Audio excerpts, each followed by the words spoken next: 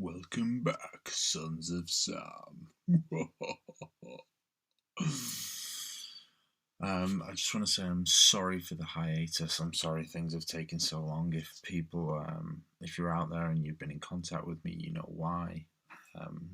Complications with the baby and stuff like that when he was born. So this thing should have been uploaded, I don't know, about 6, maybe 8 weeks ago. And the other one should have been before that, but I didn't manage to get episode 1 up until we were already in hospital. But everything's going okay now, so I'm trying to get back on track. So this was filmed a little while ago, but hopefully you'll all find it was worth the wait. As always, drop future questions for Joe or any other guest that I may be able to get a hold of in the comments, especially for Joe. Like, think of how much knowledge is within this beautiful man's mind. It's just think about it. Anyway, I really hope you enjoy the next hour and 33 minutes or whatever it is. Yeah, I'll catch you in the next one. Peace. Kind of left off last time, we went through the kind of the loony booms. We talked a bit about No Regret. We spoke, some about your brother and his blues band that Jimmy wanted to go and see. And then there was that kind of, there was all the injuries, the broken arm, the lacerated wrists, yeah. And then there was the dying, wanting to graduate from high school and, going to the night school and stuff, which absolutely kind of blown me away a little bit, to be honest. It's, but that's the reason that I kind of want to sit and talk to you about this kind of stuff, because I want myself and the rest of the world to be able to understand what kind of person he was that we didn't see when he was on the road. And, so all that insight that you've got is obviously marvelous. So something occurs to me when I'm thinking graduating from high school wasn't going to make any difference really. He wasn't planning to do more school. Yeah. It's sort of competitive. Like, wait, my friends are graduating. I need to get this done. And he could, if he had a reason to focus on something, he could. Mind was always running off on things. And so typical schoolwork was boring. And in his earlier grades, if anybody, if there was somebody who was paying attention to him and making him work and maybe giving him extra things to do when he got done early, then he wouldn't get in trouble. He could work if he needed to, but he loved ideas and thoughts, and so he would read, and then he would write, and he was writing his own Stephen King-esque stories because he was reading that kind of thing.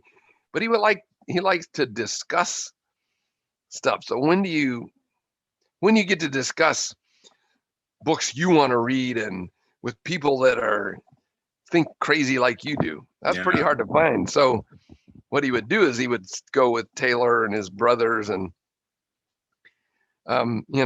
spend till all hours of the night sitting in the garage talking about books or talking about ideas, philosophy, whatever.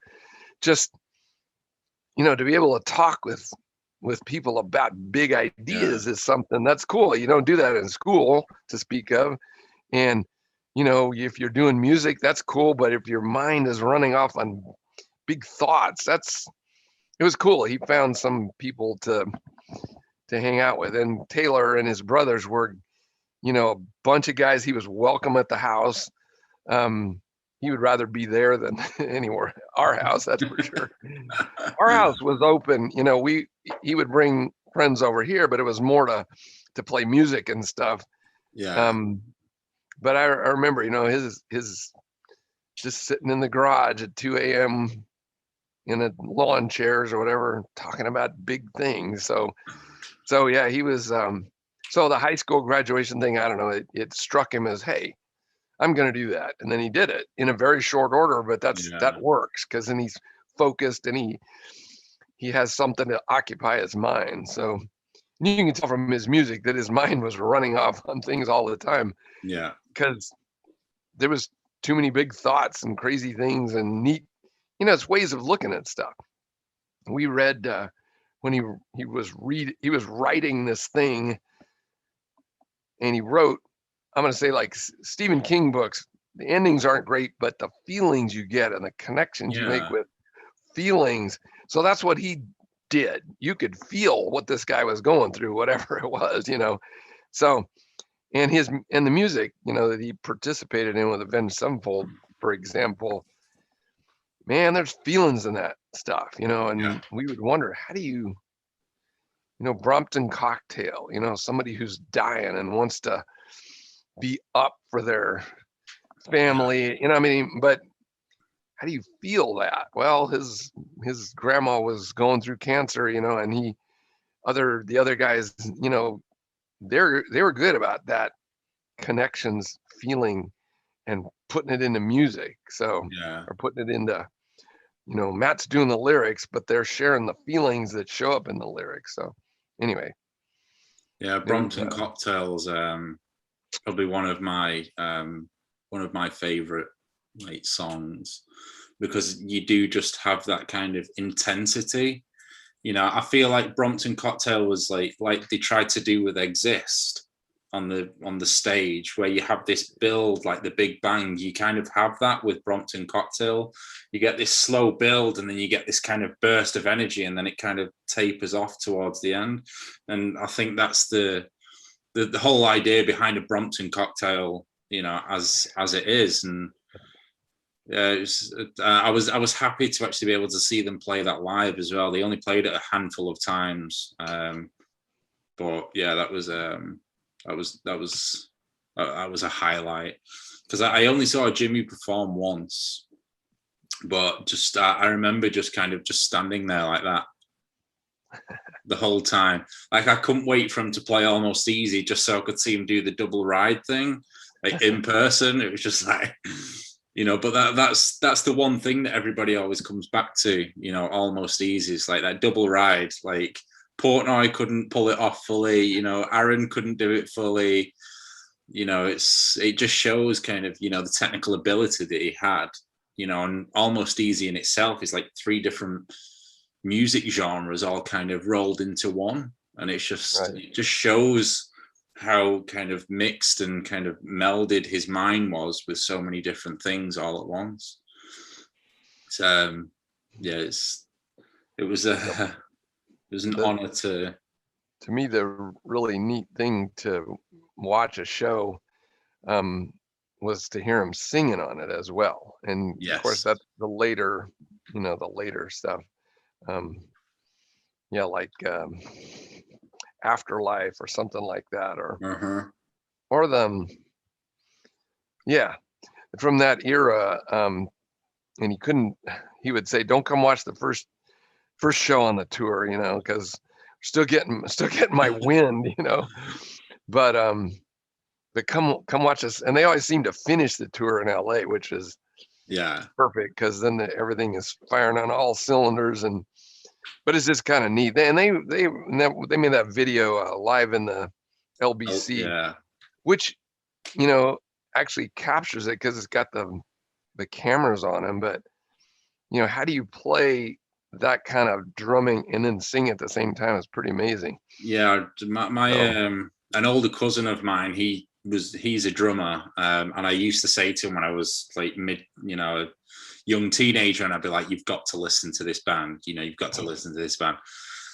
And he never really kind of gave it the chance. I was just his young cousin that was trying to tell, but eventually it wasn't, I think it was around maybe just after Jimmy had passed, and he just rang me up one day, and he was like, so we were just sat around in the flat the other night, and my friend put Live in the LBC on, and he was like, I'm so like blown away by the fact that I never listened to these before. Like, to see him do the complex drumming that he's doing and then singing at the same time, and that LBC definitely showcased that, like, big time, in a big way. Yeah. Yeah. you know, but he was just blowing minds left and right. Like, and the outfit that he wore in LBC used to be on display in the Hard Rock, right? Probably. Yeah. I don't, there was stuff on display in the Hard Rock. I don't know what I don't put that together, but I know early on he would wear the tie and Oh yeah. no shirt and a tie. And that was kind of his signature thing for the first, I don't know, first couple rounds of, you know, what are you going to do? You'd do it. Yeah, because it's kind of fun. yeah, that just while we're on that kind of subject with the Hard Rock, because obviously the Hard Rock is where his drum kit went on display in Las Vegas. Right. But the Hard Rock is now closed, I think, and it's gone to somebody else. What's happened with that drum kit? Because there's a lot of fans wondering right now. So what I can say is that the band has been very careful and respectful with his stuff. So, and in particular, Jason Berry, I know, was the guy who always was the drum tech who set everything up for a show and was tested everything, and all the mics were perfect, and you know, he knew it just the way that Jimmy would want it. And so when they were going to display that drum kit in Las Vegas, I know he went and built it and put it together the way it was supposed to be. And then the band keeps in touch with that kind of stuff. Like, so my expectation is that they would have gone and gotten it back again. Okay. But I don't know for sure where it is or any of that kind of stuff. Yeah, just because there's a few people kind of, it's floating around that it's been returned to you guys, and so I thought No, not us. No, that's the band's. It's theirs, you know. I mean, they got a lot of stuff that's Jimmy, you know, that they keep it there. If they didn't want it anymore, they would ask us, but we haven't heard that. So yeah, well, I think they're building their own studio right now as well, aren't they? You got me at that's.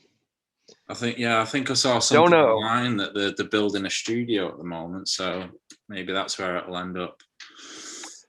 I know they ended up with a warehouse full of merchandise that they had the little Pizza Heaven celebration on his birthday a couple of years ago, and invited people there, and people got to go inside and shop and meet the band and take some pictures, and that was pretty cool. But I know they probably are slowly establishing all those things under their control. But I don't know for sure. That's not something I am a party to. Yeah, of course. So so I think we went through kind of injuries and younger bands and stuff like that, but is there anything kind of straight off the top of your head at the moment that you can think that maybe you didn't cover last time in regards to those kind of things? Was there any extra bands that we don't know about? Or? No, I don't think so. Because I think in All Access, he says, I went through like 100 bands before I ended up in this one. But I think from you, I've only got about 5. I think that would be an exaggeration. Yeah. What I recall, so thinking out loud here, he played with the high school kids. I want to say so Ryan Spillers was the lead guitarist, Kevin, Ryan and Kevin, and they so that was the first time he's in junior high, he's 12, something like that, and he gets to play with these guys. And so they played for a while, and is went off to school or something like that, so that wasn't an option. And but one of the guys from that band, Kevin, they got a Big Steve to play the bass, I think, and Jimmy was drumming, and then they were looking for a singer, and that's what became No Regret. because they had a singer, I think Yeah. a pretty good one. Couldn't tell you his name for sure. I think maybe Chris, but he sang with them. We took them to, the bars and anywhere they could play. And they, in Big Steve's garage was one of the places they practiced, in Kevin's garage. So I visited those places with them. But, they were always, Jimmy was always with whoever he's with, they want to play. Yeah. And so you're trying to find a band that can play somewhere. And when that singer left, they got a guy named Double Zero, or his nickname was Double Zero. And he was the singer, and a real, older than them, been in the business a while, got his ideas. They're happy to go with him if you can get them places to play. And so they get some places to play, but not too many really. And somewhere in there, Jimmy, played a little bit with Suburban Legends. I mean, just a little bit. Yeah. Because he knew, I think I told you, he knew one of those guys from way back when they were little Cub Scout or Tiger Cubs together. Tim and Maura. Yeah. Yeah. So they so he played with them a little bit, but I mean, that wasn't particularly the kind of music he wanted to play, but he was just hoping, well, if they're going to go somewhere, and it seemed like they would, and they did pretty much, they have played for a long time in venues of Disneyland, whatever, where you get to play, play and play and play. So, I mean, they were successful in the route they took, but by then he had moved to other things. Well, he's playing with Brian. So he and Brian are playing together, and then they eventually hook up with Matt and become Avenged Sevenfold. I mean, they were called other things. Oh, I think you said Matt had successful failure, right? Yeah. And so they replaced some guys. Anyway, they end up with kind of the nucleus of Avenged Sevenfold, and they had they went through some bass players. So I'm I know we took them to play various places, loading up all that hardware in our Astro van and drove it to wherever it needed to go. And we just, whoever he was playing with, we just took his stuff and either sat there and enjoyed it or supported him or whatever. And he was with Looney Booms as well. Now he was with Looney Booms kind of before he really was with these other bands. I mean, maybe while he was with No Regret, but he was enjoying the company of, and the musical ability of, and the percussion, the broadening percussion concepts with Looney Booms. And then and he loved Tim Bender to go watch him play, or again, he'd love to play, but if he can't play with him, he's going to go watch him play. And eventually he was just always with friends playing music, looking for a place to play.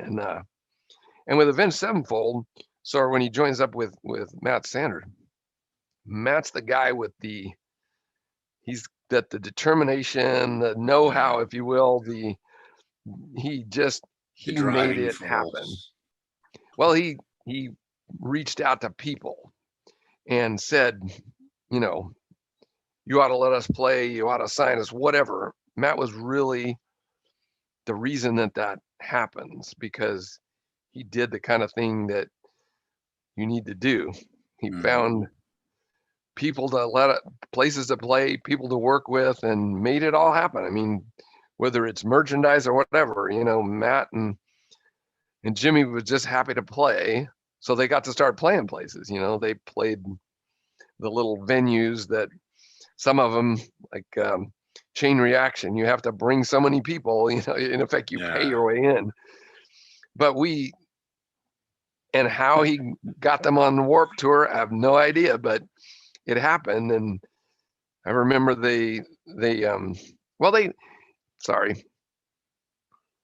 of the things that they did, as I recall, was they want to go play, they want to tour, they want to go play. So you get connected with a band that's going to take a tour through the American South or through the Northeast or whatever.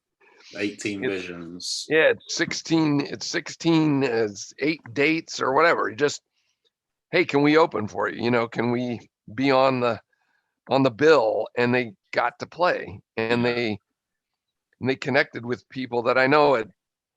Eventually there was a band in New York, Autumn to Ashes, I think. Yeah. I think it's Autumn to Ashes. I know they played with them, and then when they would put a tour together out here, those guys might play with them. So if they were in their part of the country, they'd stay with them for a little while. You know, our guys back in New York, them out here. You know, you're meeting other bands, you're meeting other people, you're talking music when you're not playing music, and you just, man, that's what he lived for. So I think I told you last time, I remember when they played at Chain Reaction. They went on one of these tours for some months, and then when they came back, they played at Chain Reaction again, and it was really impressive how much they had grown, particularly, you know, Matt controlling the room, and they were impressive. They were impressive. And you know, Brian's ability, Jimmy's ability, but Matt out front owning the place is really impressive. Yeah. And then they got to go on a Warp Tour. So all I know is Jimmy says, we're going on the Warp Tour. I don't know what the Warp Tour is, but I soon find out. And what Jimmy told us when they came back, and they came back lean and hungry, you know, because the way the Warp Tour worked then, at least, is they have all their bands lined up for the main stage and the second stage, and then they'll fill in with local bands or whatever. And so you're not guaranteed you get to play if you're not one of the top however many they have signed to play. You're just showing up hoping to play. And that means you got to be there when they open the place. You got to say, we're here, we're ready, put me in somewhere, let me know where. Well, you might play at 5 in the afternoon or 1 in the afternoon, but you got to be there at 10 in the morning.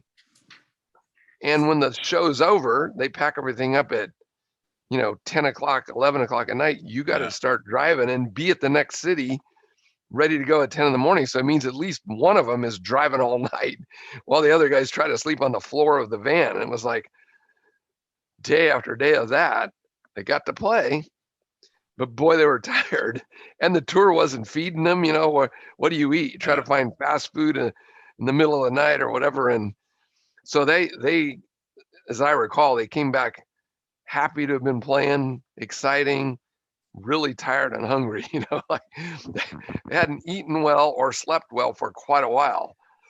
And so, so then next summer comes, they get to do Warp Tour again, and this time they're one of the bands that's gonna for sure get to play. And the tour feeds you. They have an area where the bands get to go and eat. So they got fed on the second one. Now they're still driving.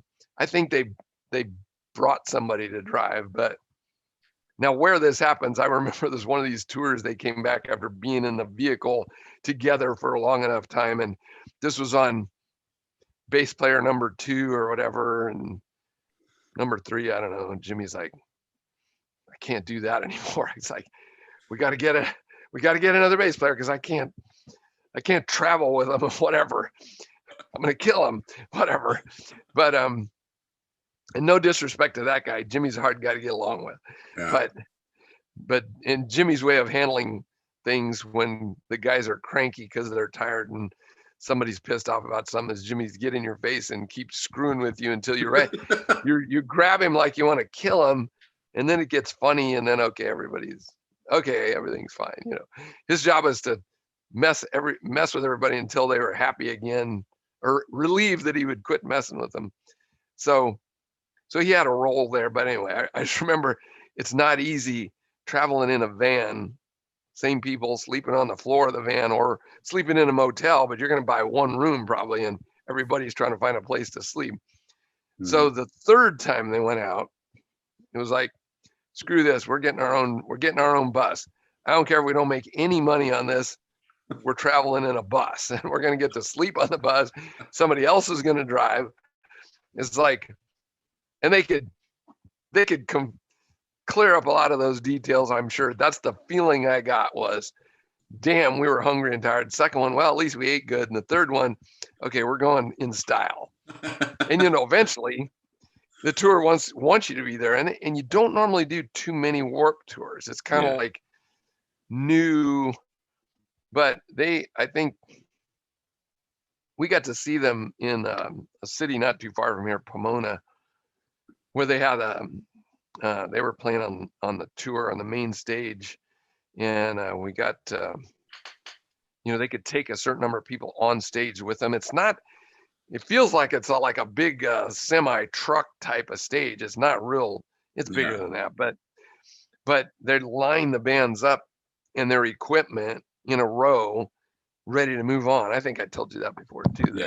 That they were in line, I think, either next on stage or the one after that when Offspring was playing, and it was fun to watch the crowd listen to Offspring songs, and Jimmy's just sitting there warming up by playing the Offspring songs that he's played, you know, loved to play when he was growing up. Him and Kevin, just Kevin on the guitar, Jimmy on the drums. You can play to a great extent. You can play that stuff, you know. But anyway, so that Warp Tour, that was fun because we got to sit behind them, or stand behind them, I'm sorry, and watch that crowd. Man, a Warp Tour where they come right up to the stage and everybody knows the songs and they're singing at the top of their lungs. That's really cool stuff. So, and he was happy. And by that time he was doing some of the flair, you know, he says, I gotta get some, because he could play without making a lot of big motions, but he's like, no, that's no good. You know, I need to have my hand way up in the air. Anyway, that was fun. So then they played, by that time they're doing really well and playing, got a name. I didn't see them. Apologize if I keep telling you the same stories, but I know that when they were really, and they had a Larry was their manager, great manager. That when he signed them, he brought all the parents, he brought the families to his house, or maybe it was Matt's house. I think it was Matt's house. But he wants to make sure the parents know what he thinks is going to happen, how it's going to look. You know, his expectations and hopes. And it was just really, ever since then, I mean, it was before too, but there's a lot of families who like each other, and it's kind of one big family. And so they we knew they were in good hands, if you will. And of course that was Matt was working it and making it happen. And then they're ready to sign with a label. You know, they start out with Good one of these labels where Belgium, and then Hopeless. But the first one doesn't do anything for you except print your stuff. You know, they'll make the CD for you. They don't promote you. They don't give you anything. I mean, so then you have to buy your way out of that to sign with Hopeless. And Hopeless is promoting a little, but not, you know, not a lot. You're still responsible for most of your promotion, it seems like. And you do tours.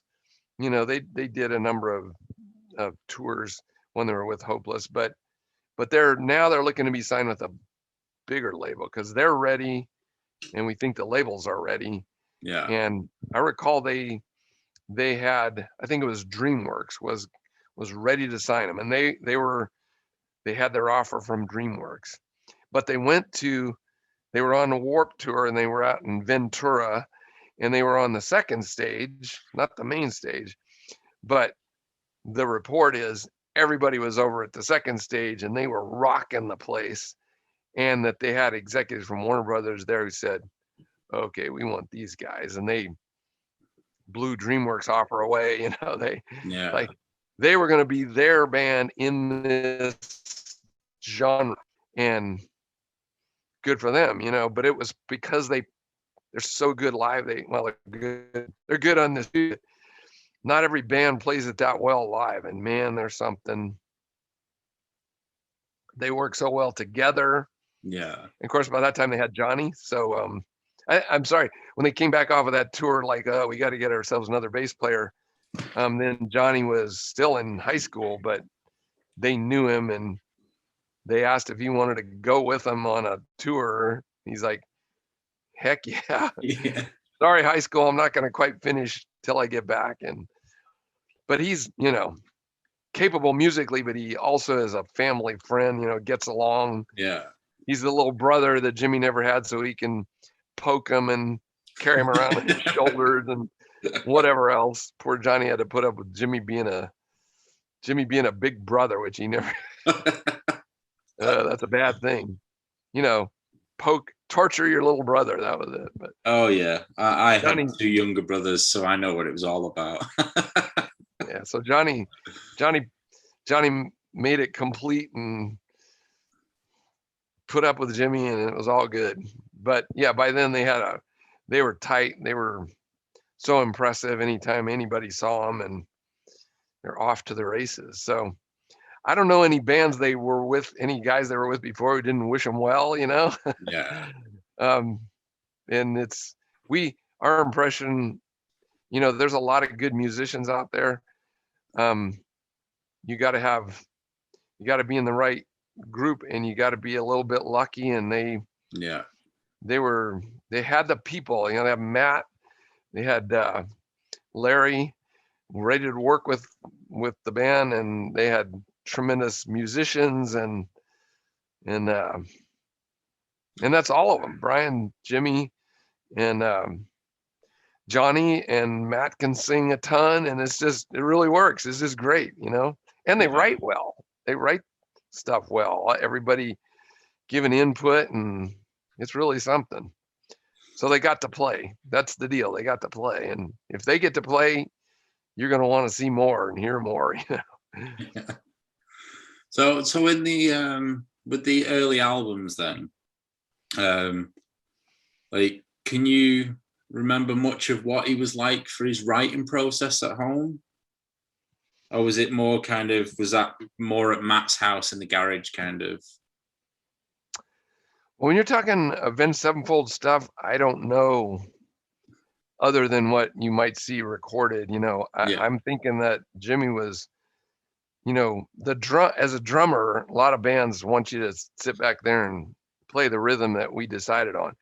They let Jimmy, give input to it. Yeah. But to a great extent, that's, especially early on, that's Matt and Brian and Jimmy adding what he can, a thought on a lyric, some beats, some, input musically.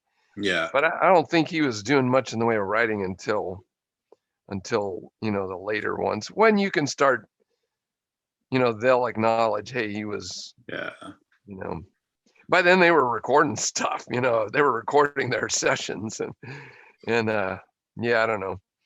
Yeah, even now they'll go back, they put these things online, which is the making of this, and you can see them working on stuff. So I don't know what Jimmy's input was. I know with Pinkley Smooth, it's more of that's he's really writing for that because he wants to write all kinds of parts of it, and Brian's helping him figure out what makes sense and what doesn't, and playing it. But anyway, and the other guys, good musicians to be able to play it. But I know Jimmy was really writing in that arena.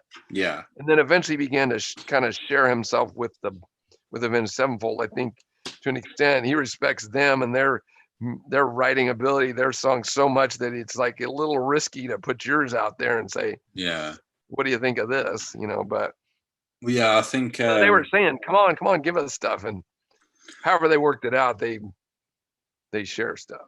Well, yeah, I think it was around the self-titled era, so around 2007, when they all turned around to him and was like, we want something like Pinkley Smooth to put on the album, and he came with A Little Piece of Heaven, and just so it took the album into the stratosphere.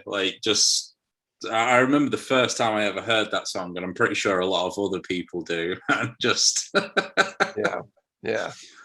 What the heck? Well, it's like subject matter, and then it's like, but dang, it's fun to sing along with, Yeah. and it's crazy enough. But that's another one that, you know, that under their artists, they don't want to make the same music.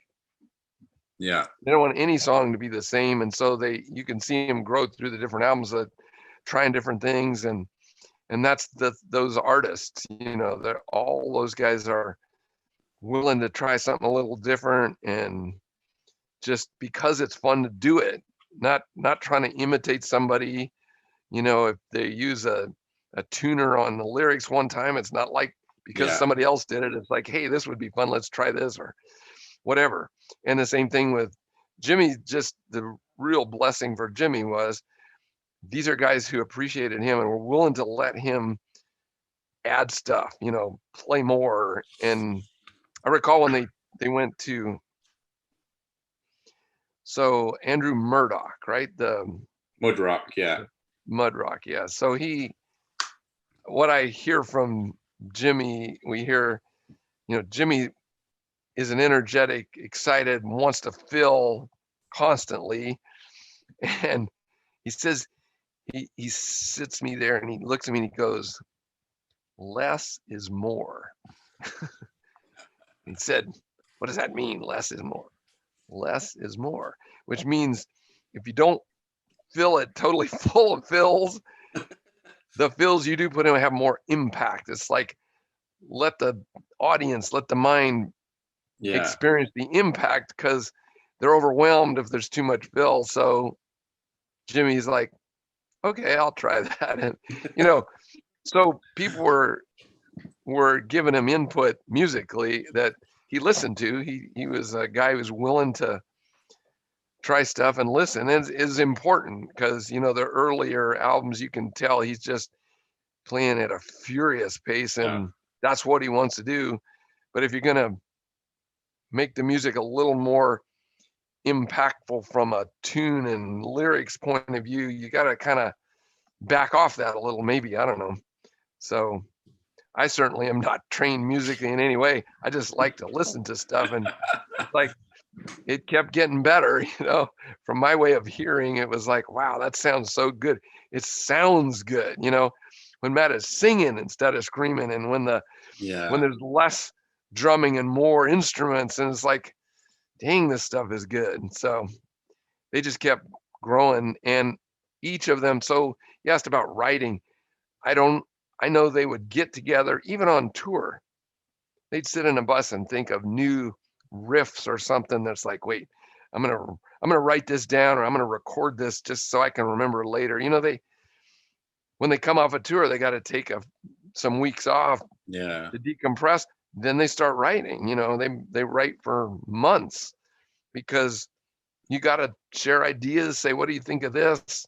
How might we put these together? How's it gonna? What might that be like if we did this and that? You got to do that for 12, 15 songs. You know, that's a lot of effort, and they're all important to the input on it. I could do this here, or that would sound better over there, or whatever.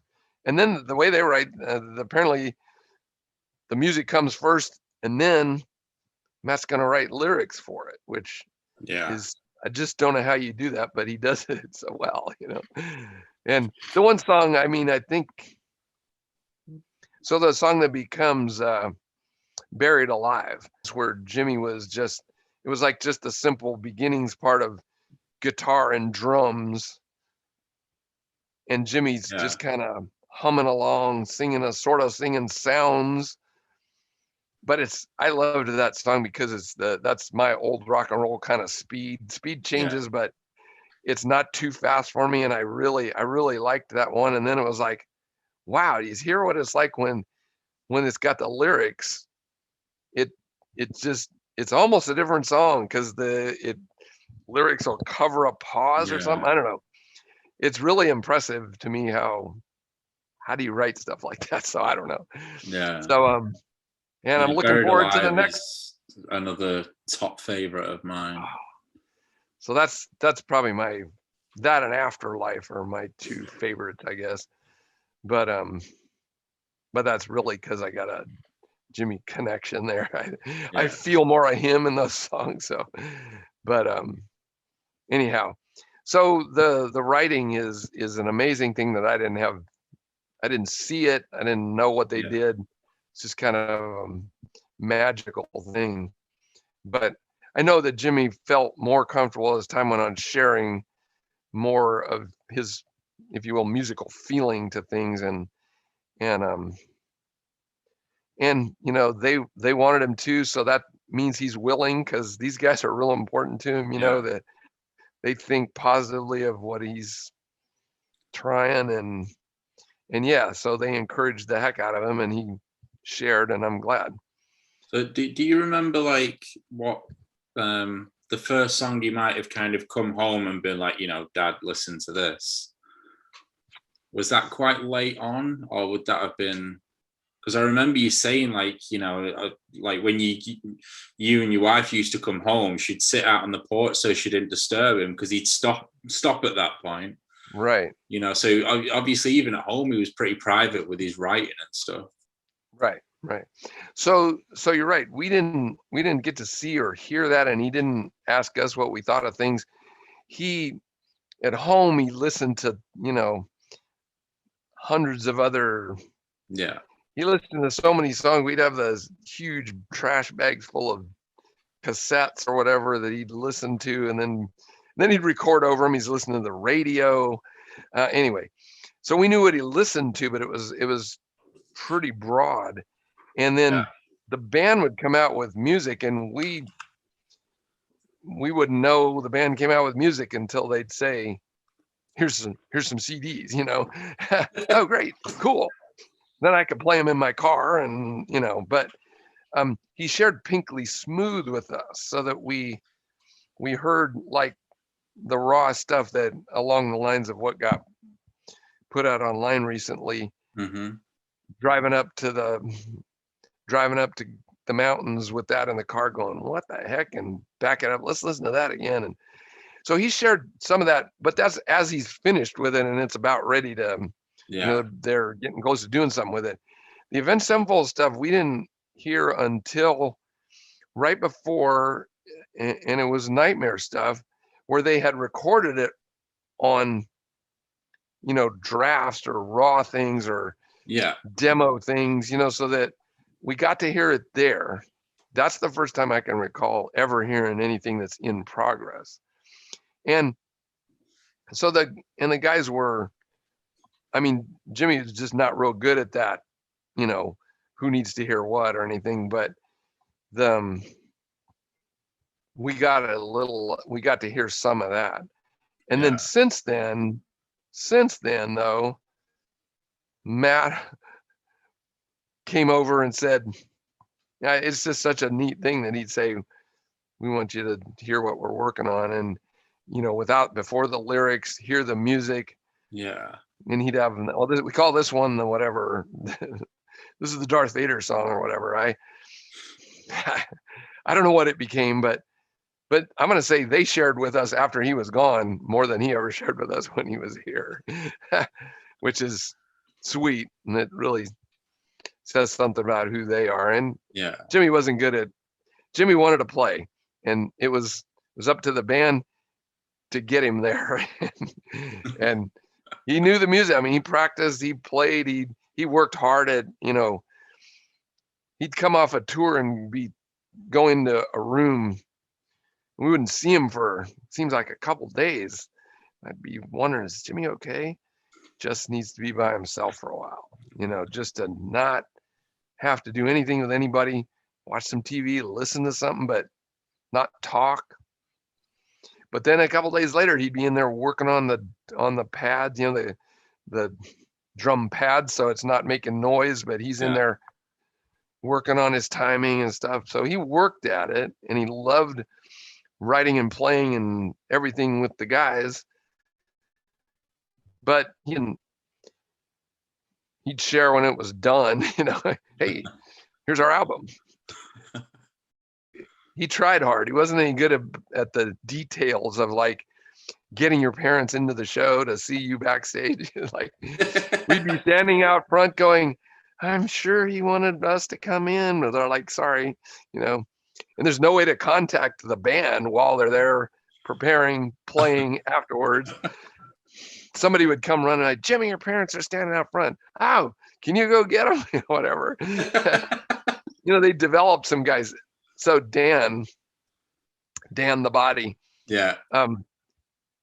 Dan looks out for the family. Dan looks out for us. Dan's going to show up out there to gather whoever needs to go back and take us backstage.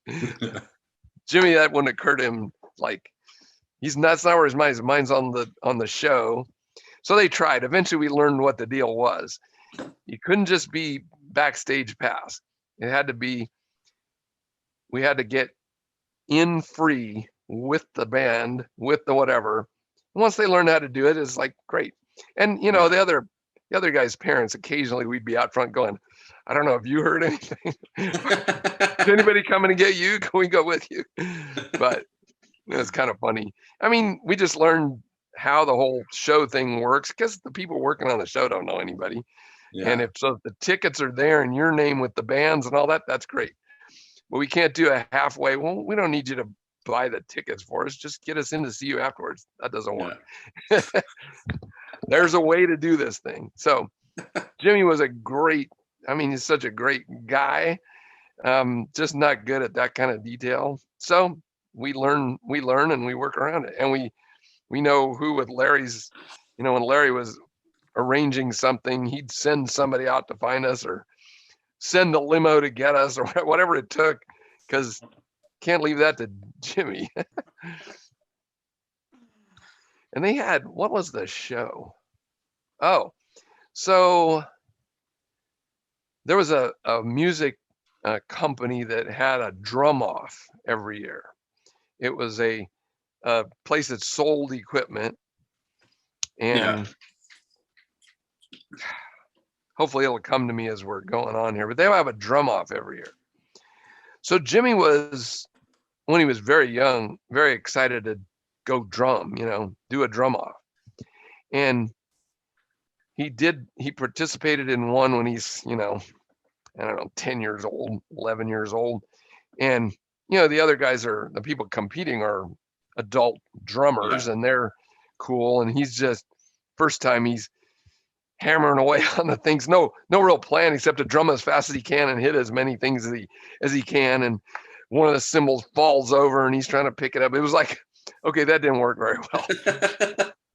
So the next time though, he wanted to do another one, and he wanted to win this one, you know, and he was a couple years older now, and he had been working with Jeanette Raitt, the drum teacher, and she came to watch, but he had put something together that was complex.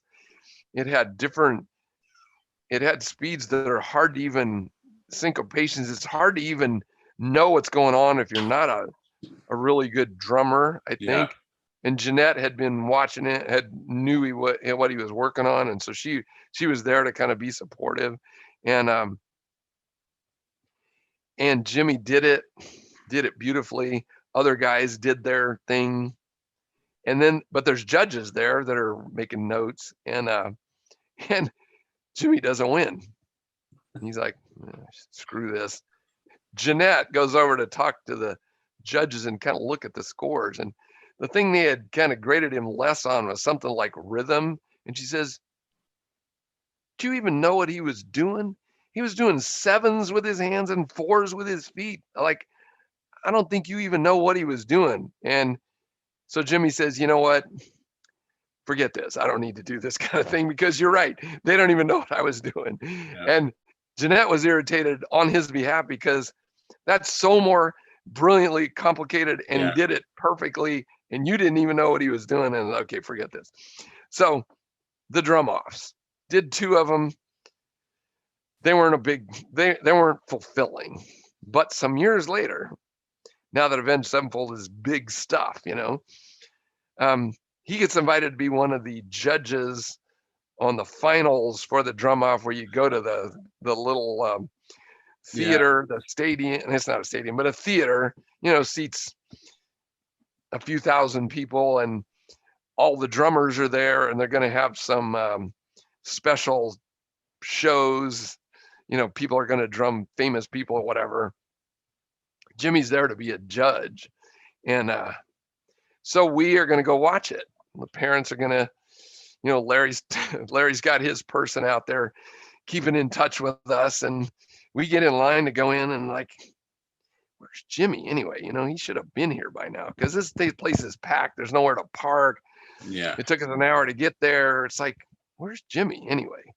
And they're checking. Oh, Jimmy's still back in Huntington Beach. The limo's about to pick him up. We're like, what the heck? He's barely going to get here in time. No problem. The limo drops him off. In he goes. So we parents have been in line and we've got some seats. We get to see the performers, all the families, and the middle section is all these people in the industry, and including Jimmy and some others. And as the people are drumming and things, we see people start to kind of sneak up and look over there, and they're like, bzz, bzz, they're talking to each other, and they're wearing their Avenged Sevenfold shirts, like somehow they know he's here and they would just love to be somehow getting near him, see him, whatever. Well, Jimmy generally, when he's in a crowd, has got he doesn't want to be in a crowd where he doesn't know who's who or what's going on. And he wants to go with the party afterwards is free liquor for the judges and whoever else. So boom, he goes up with them, and he's up in the protected area with security people standing in the way. And so we figure we're done, but all these little fans were like trying to pass him things as I was pretty cute. But we're leaving. So we're going around and around these stairs, and I see a boy. He can't be more than 8 years old with this Avenged Sevenfold shirt that's way too big on him. And he's standing there with this thing in cardboard that looks like a drum head, not a big one, but it's obviously a drum head. Yeah. And he's standing there with his mom, and we're blowing by. We've got our wristbands. We can go in there if we want to into where the guys are, but I don't want to drink. They're talking with each other. It's all good. And I see this kid and his mom, and I go over, what are you guys doing here? What are you waiting for? And they're like, well, we're hoping we can get Jimmy to sign the thing. So I run back up and I go to the guard. So can I bring somebody in? No. Can I give them my wristband and they can get in? No. So I run up to Jimmy and I go, Jimmy, if I bring you a drum head, will you sign it? Sure. So I run down. I get the kids. I said, wait right here. Give me the drum head. I run up the stairs, show him my badge, run in. Jimmy starts signing all over the thing. And he's like, what's his name? I go, shit. I run back down the stairs. What's your name? I'm trying to get the kid's name because it's all noisy and everything. So I'm looking at the kid, and his mom is right here, and she tells me what his name is. It's Rick. Cool. I run back up the stairs, and Jimmy, this drum is like this big. Jimmy has already scrawled all over it. He's barely got room for Rick. But anyway, cool. I run it back downstairs, and I give it to the kid. The mom just gives me a hug, and I'm like, this is great. So I met that guy later, many years later. In fact, his girlfriend showed up at Jimmy's gravesite at one of our, special days, either his birthday or the day he dies. And she goes, my boyfriend remembers getting his drum head signed. And I said, really? Rick? Right? Yeah. He's up in Bakersfield. She calls him up. We talk on the phone. It's pretty cool. He grew up, and I got his drum head signed by Jimmy. But I just wanted to say that was like we got to go to see some things, but it's, it's an event, and yeah, we love Jimmy. He loves us. If we don't need anything from him, he's going to be off doing something else. If we want him to do something, he'll do it.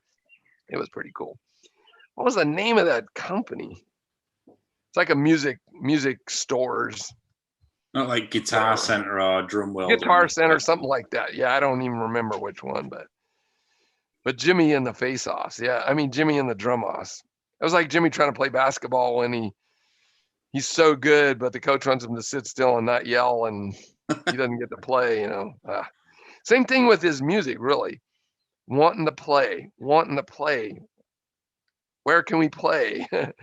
And, you know, Matt and Avenged Sevenfold got it to where he could play with his friends, and life couldn't be better, you know.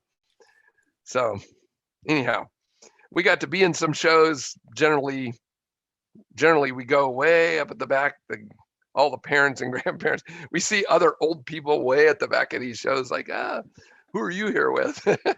Well, my daughter's down there, you know, my grandson is down in the mosh pit, you know, 12 years old or whatever. But so yeah, and you're just stood there going, and my son is the one you've all come to see. Yeah, whatever. And we got to recognize, like, Matt's grandparents would show up occasionally. It took me a while to go, oh, I know who you are, you know, because out of context is like, anyway, it's pretty. But you asked about writing, so we didn't see him write. Yeah. We didn't see him write. We didn't hear. He didn't really share it until it was going to go out in public, because, like you said, he's kind of personal, and he would share it with his band friends, and that's about it. And that's cool, you know.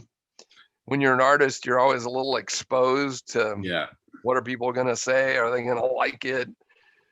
You know, it's like things didn't bother him, but then they probably did. I don't know. Yeah. You know, it's like he did so many wild and crazy things. People would say, oh man, he was fearless. And I said at his vigil after he died, I don't think he was fearless. I think he just decided to do it anyway. Yeah. And be afraid. Oh, so one of the things my older daughter loves, you know, if you will, jumping off of things. She loves thrill rides and stuff, you know, the adrenaline, scariest roller coaster. And none of the rest of us really like them that much. And Jimmy would do one with her, and then he'd have to take a break for a while because he was ready to throw up, you know. And she kept wanting to get him to jump out of the plane, you know, do the skydiving. And it's like, and he did it. He had to be scared to death and just scream and do it, you know. And anyway, so yeah, he acted like he was totally crazy and nothing, but he was a sensitive enough guy, you know. I mean, and mostly, I mean, he cared about other people, so that he was going to defend his friends, or he was always they'd go into it. Every time he went to England, he ended up in jail. But that's because they'd always go to a bar. Somebody would get in somebody's face, and Jimmy would punch him. God, there was one, the story, the way I hear it is, what'd you say? Amsterdam story. Well, the stories I would hear are just that, you know, somebody said something to Val, Matt's girlfriend. Yeah. And that would be it. Jimmy was very quick, but as he's swinging, he hears Val saying, Jimmy, no. Boom. And so he goes off to jail. Yeah, I mean, just to sober up and cool off and let him out the next day. But yeah, in so many different countries. Yeah. There was a story that I think maybe Matt or Johnny told it some years ago, and apparently they were in Amsterdam, and he was apparently running around like this square in Amsterdam trying to attack pigeons with a samurai sword. And he gets arrested and gets maced, and he's been arrested. He's in jail for like 3 days, and they let him out and they go and play like Rock am Ring or something. And it's been 3 days. He's not had a shower, and as he's playing the show, and he starts to sweat, the mace runs back down into his eyes. So now he's playing this show, and he's missing all these beats because he's been remaced. But yeah, apparently that was Jimmy getting arrested and not showering on tour was pretty much the. That sounds like a classic rock and roll story, right? Like, yeah, big time. Like, so, you know, that's the kind of thing you'd hear Led Zeppelin did, like riding the motorbikes through a penthouse apartment. Like. So when he, at his funeral, a number of I'm going to say it's Dan the Body again, contacting the bands they've been playing with and saying, send us a drum head that you guys have all signed. That's what we want. You know, you want to do something, send us that. And we displayed those at the church, and a bunch of the guys came from the various bands, but even one of them was like, sorry, our drummer couldn't come, he's in jail. Like, he did something and he got thrown in jail and he's missing the, sorry. We signed it for him, that kind of thing. But yeah, I mean, that's the, to an extent, the guys, if you put Jimmy and his friends together with some other bands, they can, if the goal is to out crazy the other one, they could get pretty wild. Yeah. I wonder where he got the samurai sword from. That's my, what I'm wondering. Insane. Just insane. Before he, when they were first it was when they were gonna record for Warner Brothers the first time. So City of Evil, I think. This is their big break, their big thing. This has got to go well, and that's where somebody's mouthing off to somebody, to his girlfriend at the time. Somebody does this and they fall down. Johnny's involved, and Jimmy starts punching somebody in the head and breaks, bone in his hand. And I see him that night where he's all, he's got the screws and the thing holding the bone together and all this stuff in his hand. And it's like, was it worth it? Yeah.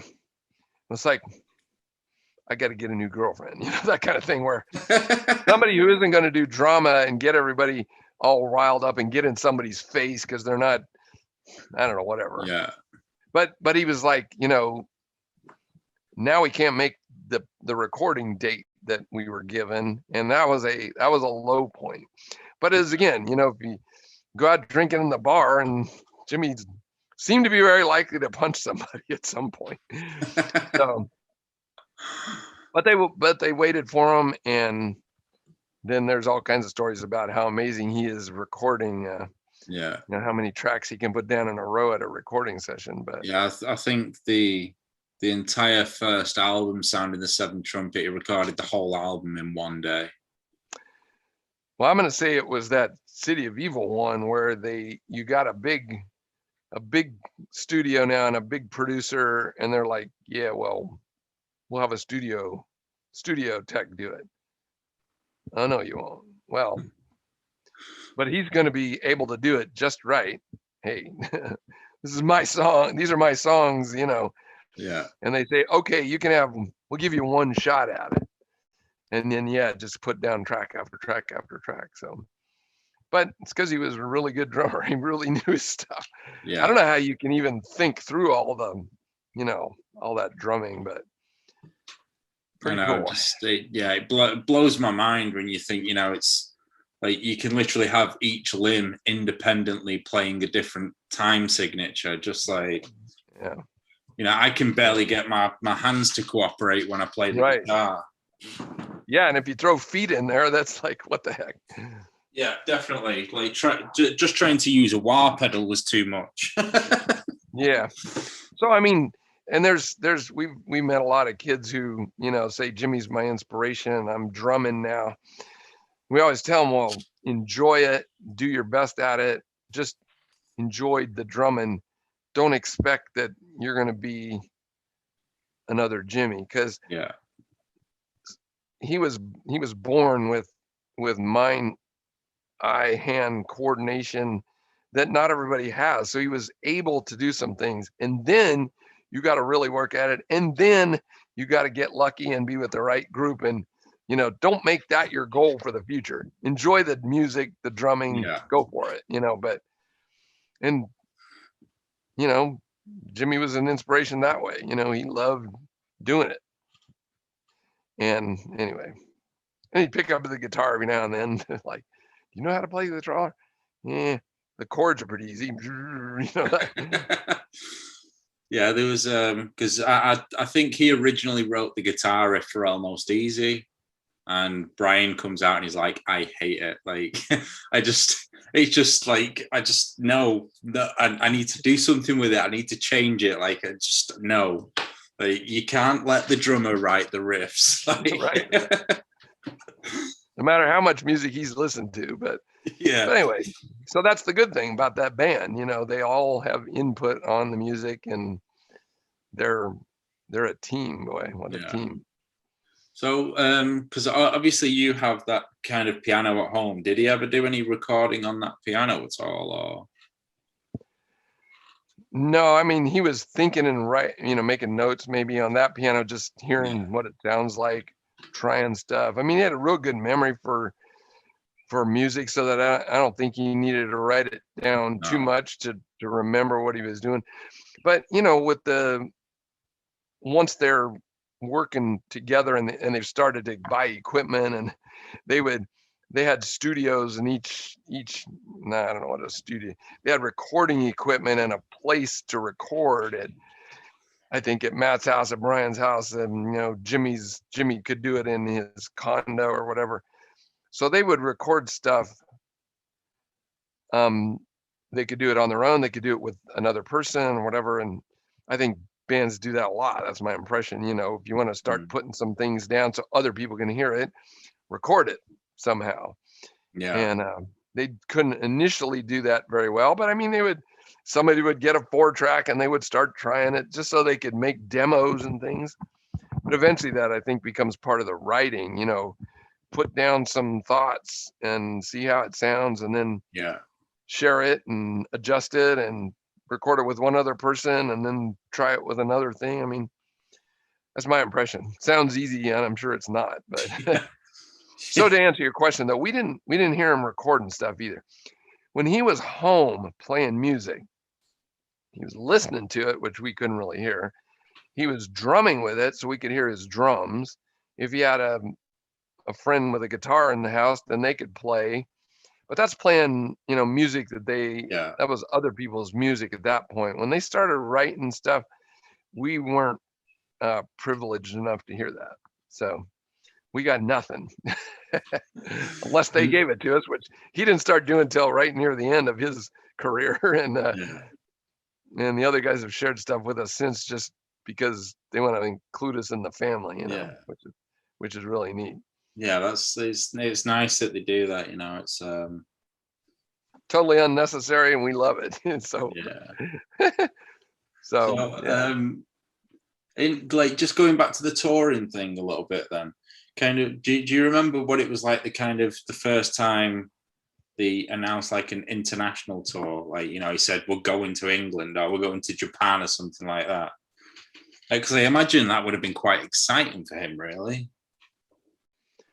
I'm sure it would have been, and I don't remember. I remember the concept of getting to open for Metallica. Which wasn't overseas. I mean, but initially, but Jimmy grew up idolizing Lars Ulrich, and they apparently, Metallica went and watched Avenged Sevenfold play somewhere. I'm going to say up in San Francisco. They saw them for whatever reason, and as I recall, the story goes, they reached out and said, "Hey, you guys should open for us." I was like, "Oh yeah, we'll do that." So I remember Jimmy saying though that as they're now opening for them and therefore interacting with them a little, he says, I'm sitting there at lunch with Lars across the table from me and just thinking, I don't know what to do. It's just like so great. And he's drinking, and I can't drink because if I drink, I'm going to screw something up. So Jimmy eventually learned. I mean, he was drinking from the time he was 15, and it was not good for him, and it ended up being the end of him. But he realized that he couldn't drink the same day as a show, and then he realized, I can't drink the day before the show either, because I don't want to have a hangover. I don't want to have anything affecting my ability to play. So that made him not drink. But he was sitting there watching Lars drink and going, I can't even do that, but this is so cool. And so the concept of being invited to play with, to open for these, you know, huge bands that they grew up just loving, and eventually they got to do, you know, open for Guns N' Roses, whatever. I mean, they got to play at the Ozfest, although Ozzy was playing on the second stage there because that's what he wanted to do. But I remember one time Jimmy told us with not much notice, "Hey, we're gonna open in Mexico City for Metallica, and you want to come? You and Katie want to come?" And I thought, and I should have said yes, and I said no, because Mexico City was kind of scary at the time, and they didn't let the band leave the they didn't let them leave the hotel except to the show and back to the hotel. And there was all kind of, you know, kidnappings going on, all that stuff. But that's one of those things. I'm cautious, and I wish always later that I hadn't been that cautious. I wish I'd gone to Mexico City, but that was cool. You know, just, hey, we're going to open for Metallica in Mexico City. You want to come? or my older daughter went to see them when they were opening for Metallica in Ireland, because she had always wanted to go to Ireland, and she hadn't seen Metallica live, and that was perfect. So she went over there, and so we knew they were, I mean, once they got to that point, it was exciting, but I mean, maybe not more exciting than they just keep getting to play bigger and bigger arenas for more and more people and new fans. You know, when you open for somebody, a lot of their fans, I mean, they're there to buy Metallica t-shirts, but they're going to hear you. And, you know, they might want to come to watch your next show. And it was just all exciting, very exciting stuff. And as they, you know, at the very beginning, when they would tour, it was Val who sold the merchandise, made sure they woke up on time to get to the show, whatever, you know. She was their den mother, you know, she was mothering them. And later as they get a little bigger, they got more merch to sell. Now they got their friends doing it, the Matt Berry and some other guys. And I just remember you go up and you see their friends are involved and selling their stuff, and Jason's setting up the drums, and it's like just really cool to see how many friends, Dan, that just wanted to help them any way they could. You know, Montague's helping with cover art, whatever, you know, just everybody wants to help them succeed, and they're doing so well at it because they focus on what they need to do, which is their music. They didn't really, I mean, Jimmy would run around with a samurai sword in the park, but they didn't generally do things that would endanger their ability to perform. And I know he wouldn't play basketball when they were on tour, even though he loved basketball. Can't risk, you know, can't risk hurting myself because my friends will be out, you know. So I don't know. I don't have any real memories we remember when their song first got on K-Rock, the alternative rock, you know, a big radio station in our area playing new music. When they first got a song on there, it was the most exciting thing. And they were just getting on a bus to go off to the next tour date, and Jimmy's calling, "Our song's on the radio." Like, what do we do now? Because this is as far as we plan, you know, we're playing tours and our song's on the radio. It's like, what next? Life is good. So anyway, and that was the Hunter Thompson based one, Bat Country. Yeah, that was the one that got play. And of course, us in our area, that was the thing you could request. And they had a Sunday night show on that radio where they would play the songs that are most requested, and that was on Sunday after Sunday after Sunday, because all kinds of Orange County fans were calling in. We tortured that radio station with requests for Bat Country, but anyway, it's fun. it's fun because you listen to the top 5 at 9 just to hear 5, 4, 3, 2, and just you're listening for the intro, and that's like, yeah, they're there again. Yeah, That was pretty fun. the revving engine. Yeah, right. Woohoo! Yeah, that was good stuff. So anyway, so I don't remember details of it. Once they got big and got going, you know, in a way, Jimmy doesn't need anything from us, a place to crash when he comes home if he's before he has his own place, and you know, moral support. But he gets that from his band friends, and yeah, you know, we're there for him. But it's just fun when he'd come home and give us a big hug, and he smelled awful good. He wore some particular cologne stuff, and I asked him what it was, and one of my daughters, I think, got me some of it, and it doesn't smell the same on me. It sure smelled good on him, though. So anyway. So yeah, there was when I was speaking to Derek mentioned, like, you know, after they got signed to Warner Brothers and stuff, and like Warner Brothers basically kind of like bought them a wardrobe, and that's when Jimmy kind of started getting all the tattoos. How accurate is that? Like, when do you recall him getting like his first tattoo, or the first one you know of? Well, so I can tell you what we were thinking about tattoos. Jimmy had for years, from his, you know, from his high school days, dressed kind of wild, you know, big hat, funky, multicolored soccer socks, or, you know, a blue on one leg and a pink on the other, and dressing wildly. And of course, you see them Pinkly Smooth even more, you know, wearing a kimono and one long glove and painted face. Just dressing wildly was something he was happy to do. And but he had no tattoos. And all his friends, I mean, they got full sleeves. And so we're thinking, well, Jimmy's that's another way he's going to be different. He's not going to have tattoos. But then one day he came home with the tattoos on the inside of his arm, like here. Yeah. And it was a coffin with the Easter bunny in it on eggs with the X eyes, you know, the dead Easter bunny in a coffin. And we thought, oh boy, that's unique. He's gone in hard. And it's also like, well, one tattoo's not going to look good. You know, you got to keep going because one's nothing.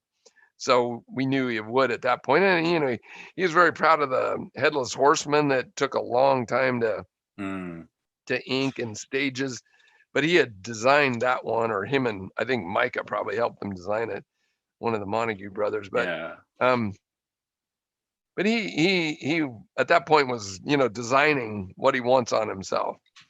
And the Sullivan on the back, that came much later. Like, what made you think that was a good idea? But and then I know we knew he had sleeves, but then one day it's like, wait, I think he's got something on his chest because I can see a little something there, you know, but we hadn't seen much of the chest stuff. The one we really noticed was when he comes home with handcuffs on his neck. And my wife was like, oh no, Jimmy, because it means you can't cover that up. No. You know, it's the parent thought is he's never going to have a real job. Hey, but that's okay. He's got a great job and he doesn't want anything else and he's good, you know, but you know, up till that point, it's like, well, he can cover his arms and, you know, we're still thinking, don't show off too much of that, whatever. And eventually I'm surprised he didn't tattoo a tie on himself because he always wore that tie for the longest time. But yeah, the fiction, we didn't see that for a long time. But so anyway, tattoos. I remember the first one and the ones on the neck, and those were the big moments in a parent's life, you know. The first tattoo, and oh my gosh, he's got him on his neck. Everything else is kind of like, okay, whatever.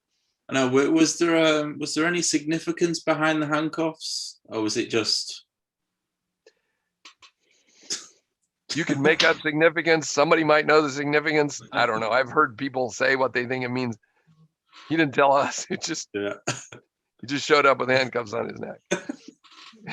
Yeah, so there's interpretations, I'm sure, but I don't know what they are. Yeah. Yeah, I mean, I'm sure there's in Jimmy's mind, I'm sure there's more than one reason for it, because there must have been a lot going on up there.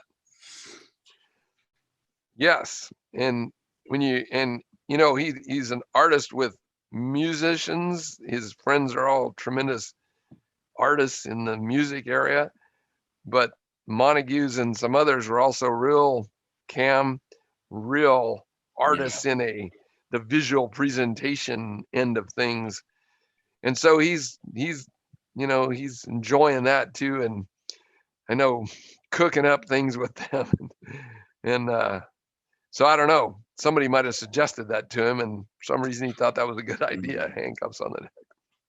So, because I know that he was pretty close with Taylor and Micah and stuff, but was it kind of, do you think that was like good for him to have those four brothers to kind of bounce things off? Was it? Well, all I'm going to say was, if Jimmy liked being with them, he was welcome at their house. It was a home away from home. I think there were a lot of times he was more comfortable there than he was in our house. And having brothers, he didn't have any brothers. That was a good thing.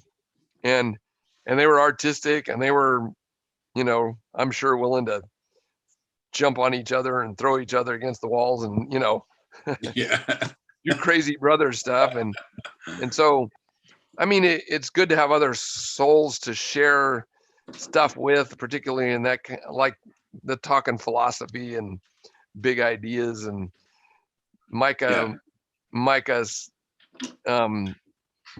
used to talk about his book club. He and Jimmy had a book club. There's only 2 guys in it, but they would read these books and discuss them. And it was just, that's a big thing. Now,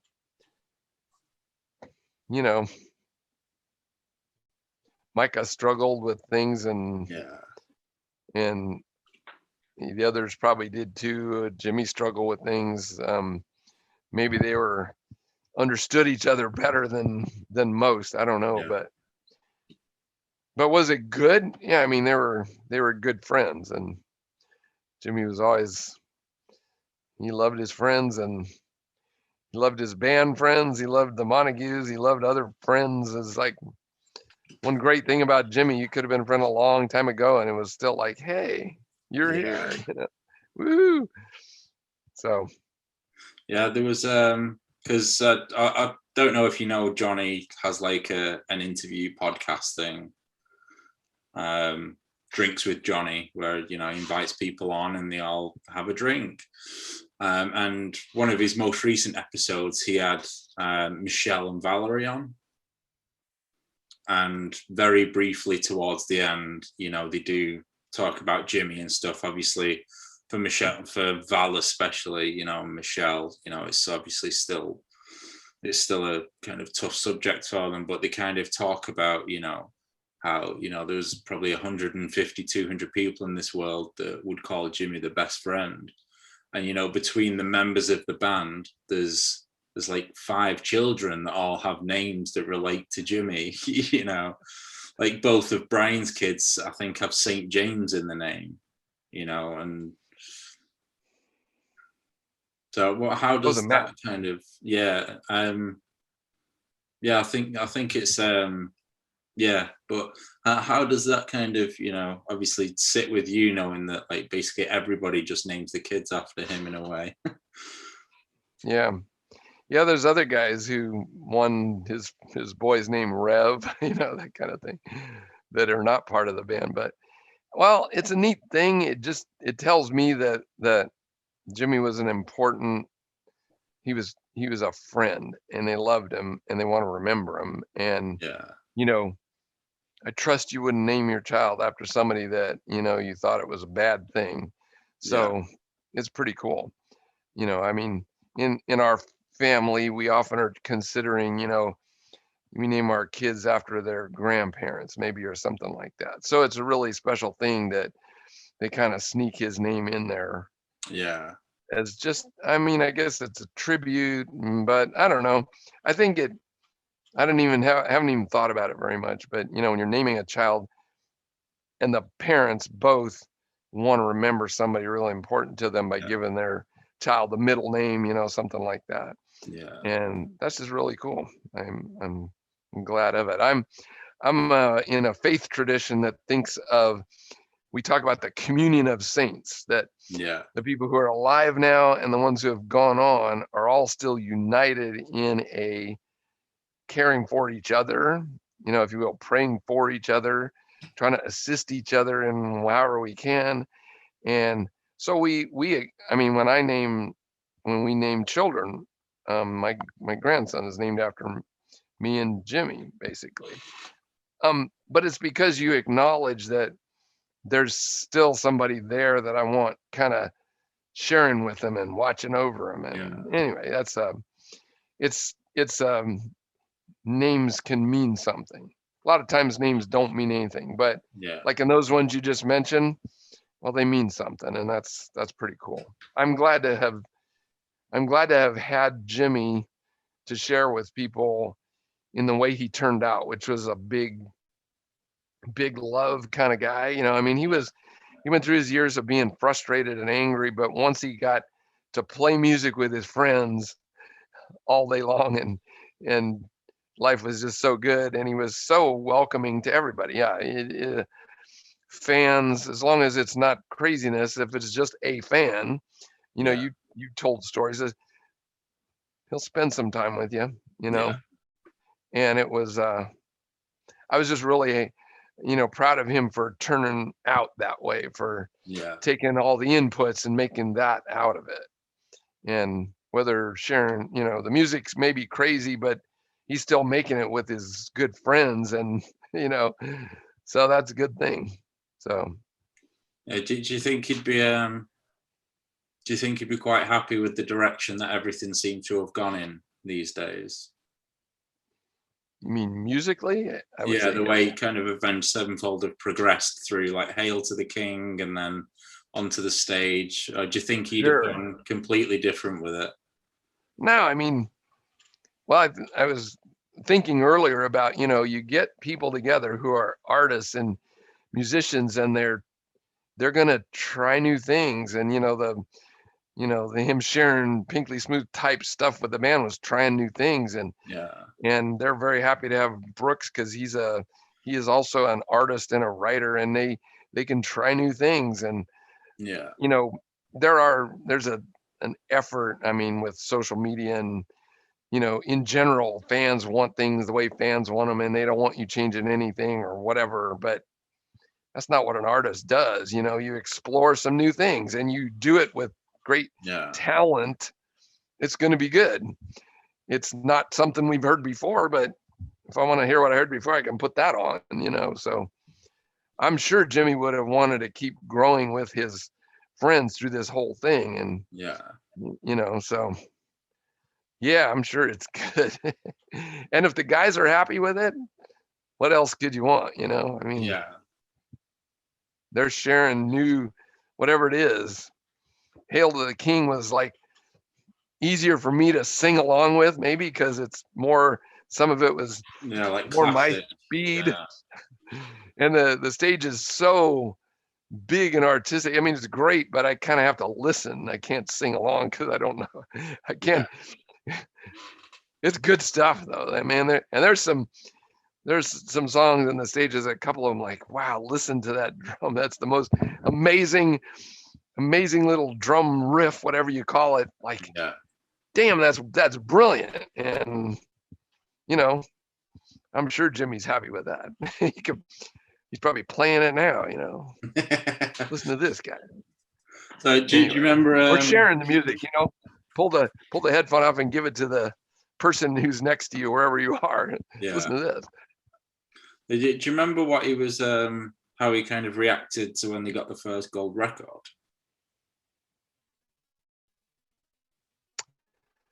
No, and I don't so I don't remember. And I would extend records saying, okay, it acknowledges that you and your band are doing good, maybe. I don't remember. What I remember though is that at one of these, whichever one it was, maybe it was, this is where my wife would tell you for sure, whether it was a gold record, whether it was one of the platinum ones, at some point, you know, they can buy gold records for other people if they want to. Yeah. And each one of us got one. Mom, dad, sisters, and brother-in-law, we all got one. That was what was really cool about that he wanted us to have one. And yeah, that's just really cool. And the band looks out for us too. You know, if they think, wait, did you get one of these yet? And I'm sure we'll get one. You know, it's just because they're sharing the good stuff with us. And Jimmy, that was for Jimmy because he had to take the initiative to say, wait, I want to get one for all these people. And then to get each one of us got one. That was really cool. So it's hanging in various houses. And I'm gonna have to go here in a minute, but first I want to jump out the door and I'm gonna ask my wife that question. Hang on.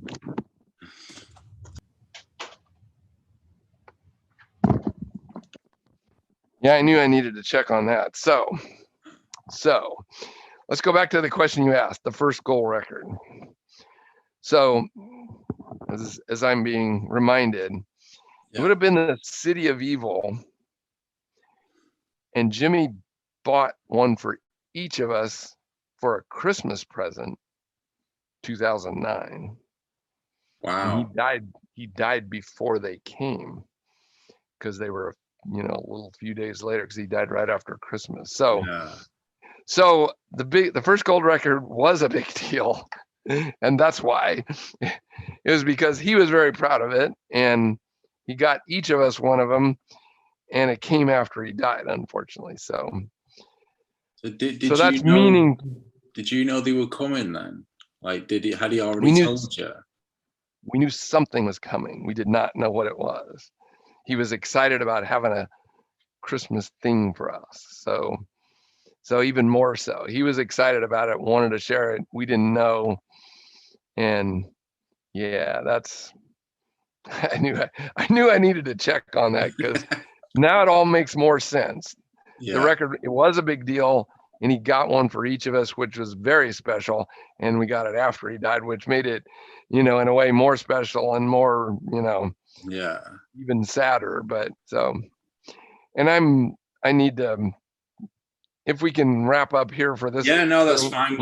We'll shut this down now. I expected you to only have like a free hour or something. So this is definitely gone above and beyond with that. So I do appreciate that.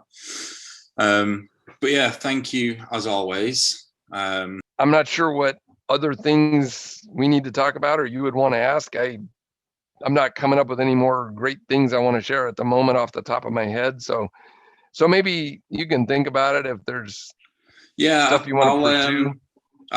Once I've uploaded and put that out there, they'll start pouring in questions and stuff like that maybe we can do it a bit more kind of interview format rather than just free form. Yeah. You know, that would help because I'm like, I don't know what else to share. Yeah.